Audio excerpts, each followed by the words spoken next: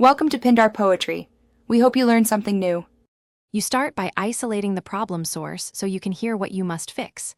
Duplicate the library to preserve original media, then open the inspector and show audio lanes in the timeline.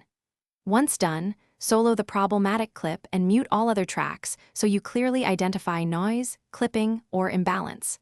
Listen for frequency issues, background hiss, or level spikes. This immediate focus saves time because you won't chase phantom problems from other clips while you apply the first corrective actions.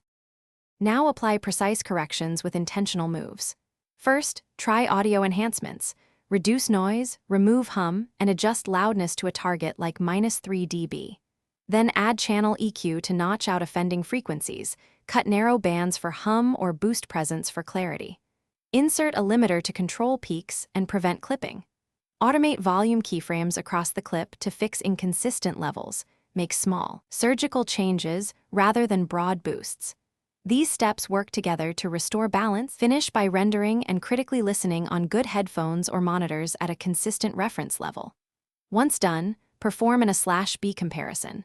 Toggle the fixed clip versus the original to confirm improvements in clarity, noise floor, and dynamics. If you still hear problems, export the isolated clip and process it with a dedicated noise reduction tool or re-import after cleaning. Troubleshooting tip. If artifacts appear after heavy processing, back off the settings by 30–50% or restore the duplicate library and apply lighter, layered fixes instead. Thanks for watching. Consider subscribing if we helped you.